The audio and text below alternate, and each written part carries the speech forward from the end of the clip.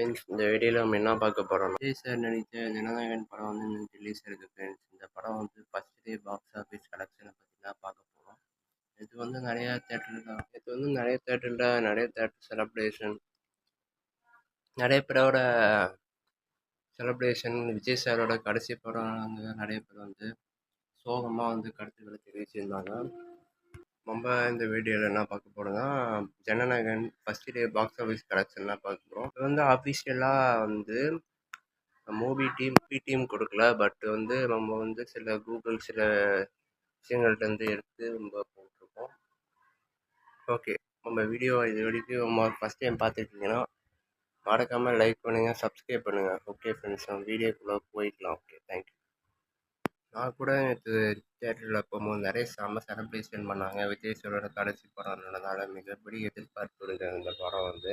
அப்புறம் கடந்த தீபாவளி அன்னைக்கு வெளியாகும்னு நினச்சி அப்புறம் வந்து பொங்கல் தள்ளி போச்சு. அதுக்கப்புறம் சர்டிஃபிகேட் தாண்டி இப்போ வந்திருக்கு. இந்த படத்துக்கு மிகப்பெரிய அளவில் செலிப்ரேஷன் பண்ணிட்டு இருக்காங்க. இன்னி வரைக்கும் வந்து second day box office collection பார்க்கலாம். இது வந்து அஃபிஷியலும் கிடையாது.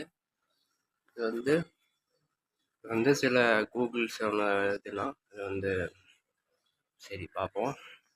இந்த படம் வந்து தமிழ்நாட்டில் மட்டும் ஃபர்ஸ்ட் டே வந்து 36லேருந்து 37 கோடி கிட்ட வசூல் இருக்குது.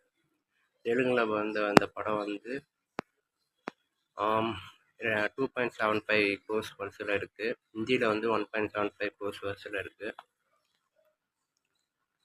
இங்கே இந்தியா நெட் கலெக்ஷன் பார்த்தீங்கன்னா 41 கோடி வசூலாக இருக்குது. 41 கோடி கிட்ட வசூலாக இருக்குது. இந்தியா கிராஸ் கலெக்ஷன் வந்து 48.27 க்ரோஸ் வந்து, ஓவர்சீஸ் கலெக்ஷன் வந்து 30 கோடி. வேர்ல்டு வைடாக இந்த படம் வந்து 78.27 க்ரோஸ். சப்ஸ்கிரைப் பண்ணுங்கள் ஃப்ரெண்ட்ஸ். தேங்க்யூ ஃபார் வாட்சிங் மை வீடியோ.